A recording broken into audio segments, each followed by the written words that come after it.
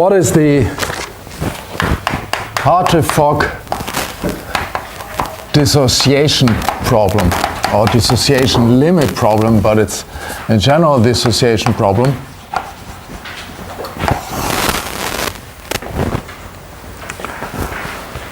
I tried to illustrate you, show you directly with how the wave function looks like, a Hartree-Fock wave function for H2, which dissociate, but I mean this applies equally well to all other dissociations. So if you break a bond in a Hartree-Fock wave function, a CH bond or CO bond, if you do an SN2 reaction and you sort of break the bond to the leaving nucleophile,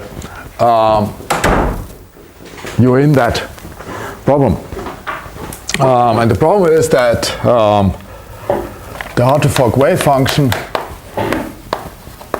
at least in the dissociation limit,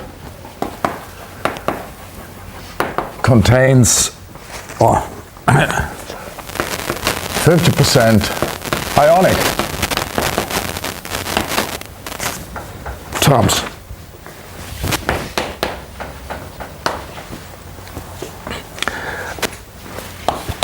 And as a consequence, you get a much too high energy. It's too high energy. So if you look at for a diatomic molecule, and you look at the potential here, the energy as a function of internuclear distance, and of course it sort of should be like this if you set the energy of the two separated atoms to be 0. But the Hartree-Fock is,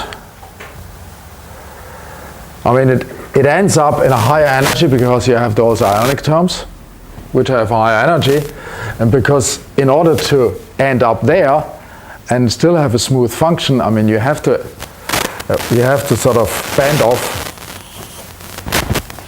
earlier. So this is Hartree-Fock, a bit exaggerated, but still. This is sort of exact.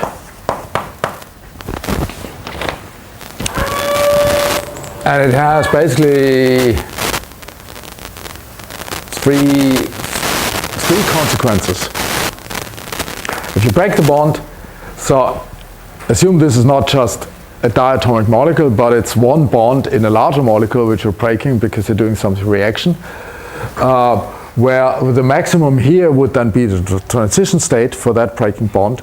So you get too high in energy in the transition state.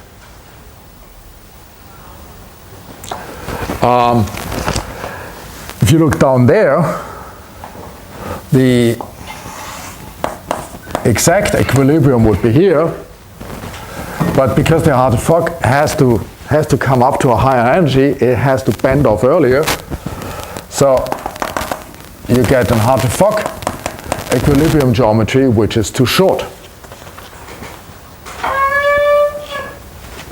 Similar if you think what are the vibration frequencies.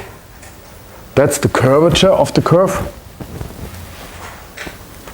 That curve is steeper, narrow, so you get too high a vibration frequency. So you get too high energy transition state, too short bond lengths, too high vibration frequencies. And if you think about the dipole moment,